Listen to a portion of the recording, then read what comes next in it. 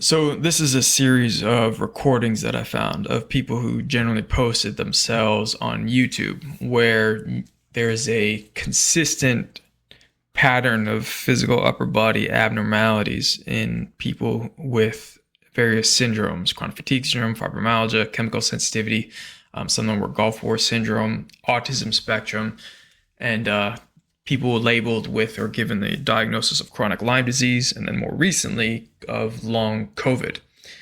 And most of this was put together about 9 years ago, and I did it because I had come down with a pretty severe case of several of these syndrome spectrums, mostly pain, fatigue, and chemical sensitivity after I had a shoulder and chest injury. So in my case, it was very obvious that my symptoms were being caused by a mechanical injury.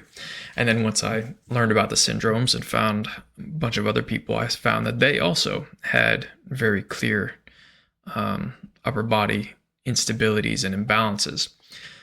Some of them are more clear than others. This is a compilation of some of the more clearer ones that I took and condensed into a shorter 6 or 7 minute video. But I wasn't planning on talking about these again because it was very difficult for me myself to recover and to correct it in myself.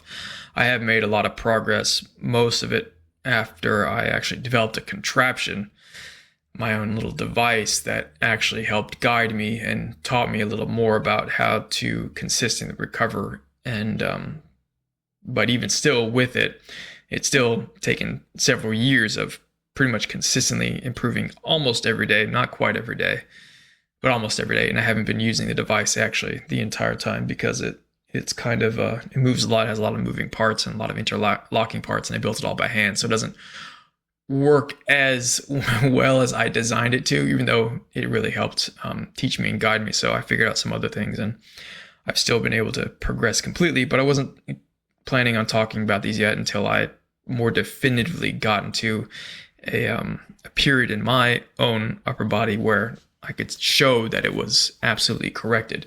I have a few pictures of myself from 2014, 2016 that showed some of the earlier signs of it, and what I was hoping was some progress, which maybe have been some progress, but complete progress has been extremely hard to come by, or hard to give myself to. But I decided to talk about it sooner rather than later because I noticed that Luigi Mangione also had a very clear upper body imbalance. In the first picture of him in jail, you can very clearly see it.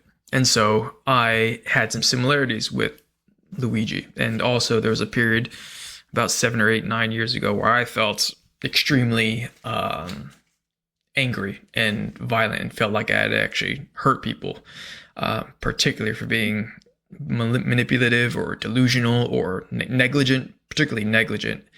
And part of that was in the medical establishment because the hospitals and doctors and insurance companies that you would come into contact when trying to get help for a extremely chronic debilitating syndrome like these are, and then find out that the medical system doesn't know anything about it, even though I found this one doctor, Dr. Perrin from the UK, who was actually able to identify the exact physical pattern in pretty much everyone with chronic fatigue syndrome. I had quite a few patients with these ME type symptoms, and I wasn't somebody to diagnose ME, but I noticed that they had all the same problems. Their thoracic spine was visibly not posturally the way it should be. It should be curved in the middle and what we call slightly kyphosis.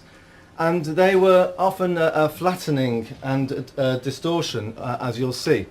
This is a healthy spine, and you can see here how it curves out and then inwards there, what we call a lordosis, and a kyphosis and lordosis, which goes inwards.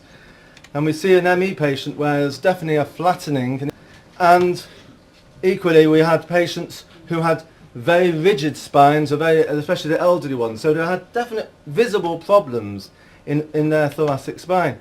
Very, very clear flattening and then outside. And what we saw in many, many cases was what we call osteochondrosis or Sherman's, where the flattened area and this area of the spine should go in and it goes out quite often. And this is again and again and again. in the hundreds of patients, over 1,000 patients I've seen since 1989, they all have major problems of, that you can see in the spine. And so then you find out that the CDC and other government and mainstream medical establishments have pretty much been ignoring his evidence and his very extremely accurate, consistent conclusions and observations that yes, everyone has, with the chronic fatigue syndrome in particular, has this one general physical pattern to them where their thoracic spine flattens and locks up, and you can see some abnormalities in the chest and some asymmetries in the chest. So that's why I started talking about it. I wasn't quite ready. I put together a whole theory back then on how the syndromes work and what was causing them and how to recover from them. But my own example, I did not have my own example of being completely recovered yet.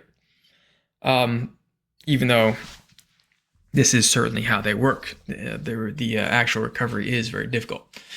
So I made some videos on Luigi and his perspective, and I had to put together this much shorter compilation to kind of try to back it up and try to show other people, give you a little better perspective of what the experience of having this type of injury and syndrome and dysfunction is sort of like.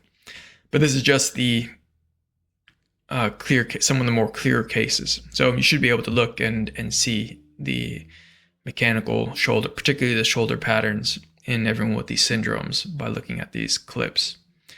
So if you can see it, let me know. I'd love to know in the comments what you can or cannot see, whether or not you can follow along with this. So talk to you then.